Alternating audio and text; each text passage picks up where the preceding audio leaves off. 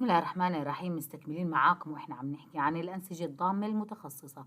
بالجزء السابق حكينا عن النسيج الضامي المتخصص، كان عنا الدم. الآن بدي أحكي عن العظم والغضاريف. خلينا نشوف مع بعضينا هاي الصورة. طبعا في هذا الشكل بيظهر عنا تركيب العظم. لاحظوا في البداية بتكون العظم من خلايا، شايفين هاي اللي باللون الأسود؟ هاي عبارة عن خلايا. هون في مجموعة خلايا. طبعا مجموعة الخلايا اللي موجودة عندنا هون عم تنتشر بيناتها مادة بالفراغات اسمها مادة أساسية بين خلوية. بداية بتحتوي على ماذا؟ بتحتوي على أملاح الكالسيوم. طبعا أملاح الكالسيوم والمغنيسيوم والفوسفات. لاحظوا غير الأملاح الموجودة كمادة أساسية في عندنا ألياف كولاجين. هلا الخلايا العظمية هاي تترتب في صفوف، وهاي الصفوف بتعمل أسطوانات زي هيك. هاي الأسطوانة الواحدة بنسميها نظام هافرس. أحيانا بسموها هافرسن وأحيانا بسموها هافرس، مش مشكلة. المهم إحنا بهمنا اللفظ اللي مكتوب عندنا في الكتاب هافرس. في كل منها هون في النص في قناة. لاحظوا القناة هاي فيها أوعية دموية وأيضا وجود أعصاب. إذا في عندنا وعاءين دمويين، واحد باللون الأحمر وواحد باللون الأزرق، واحد باللون الأصفر اللي هو العصب.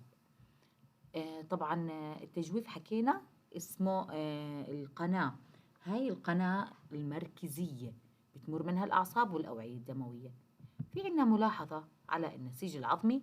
النسيج العظمي في الفقاريات عادة يعني بتكون أو مكون لهياكلها العظمية. إذا يوجد النسيج العظمي عادة في هياكل معظم الحيوانات الفقارية. هاي بالنسبة للنسيج العظمي المتخصص كنسيج ضام متخصص. آخر شي ضل عنا في النسيج الضام الغضاريف. الغضروف بشكل عام بتكون من خلايا زي ما انتم شايفينها، هاي باللون الأبيض اسمها خلايا اللي عفوا اللي باللون البنفسجي عندنا هون الخلايا الغضروفية، فيها أنوية. في مادة موجودة بيناتها، مادة أساسية بينية من ألياف الكولاجين، وراح يكون في ألياف مرنة، وفي عندنا كمان حتى أملاح الكالسيوم. لكن نسبتهم بتكون أقل من العظام.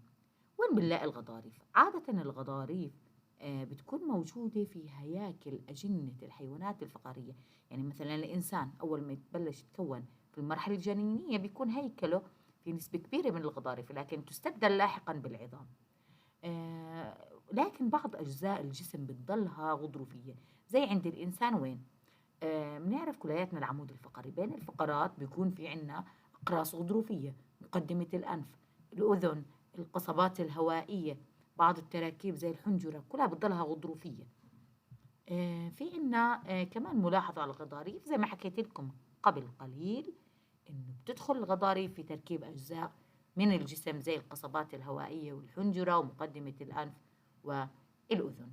خلينا مع بعض نحل آخر شيء في درسنا وهو ورقة العمل.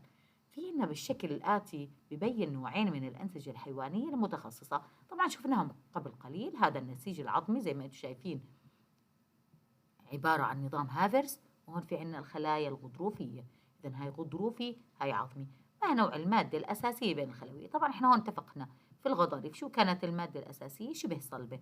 أما في العظام كانت صلبة. في الغضاريف كان في عنا أملاح الكالسيوم والمغنيسيوم طبعا، وألياف صلبة وألياف مرنة. أما في العظام كانت ألياف صلبة اللي هي الكولاجين وأملاح كالسيوم وفوسفات ومغنيسيوم. إذا عندنا شخص تعرض لحادث وصار عنده خلع في العظام الموجودة في يده، هل ستأثر النسيجين أم نسيج فقط العظمي؟ إحنا جوابنا العظمي والغضروفي. ليه؟ لأنه النسيج العظمي لما يرتكز مع عظم آخر أو لما يلتقي مع عظم آخر رح يغطى بمادة غضروفية. إذن الغضاريف تقع بين عظمين متتاليين لأنها بتسمح بحركتهم اللي هي في منطقة المفصل. مين من النسيجين رح نلاقي فيه كالسيوم؟ طبعا احنا حكينا بشكل عام النسيجين موجود عندهم، لكن في النسيج العظمي بيكون بنسبة أعلى. بيحتوي على أملاح الكالسيوم والمغنيسيوم والفوسفات وغيرها. هاي بالنسبة لدرسنا. نلقاكم في درس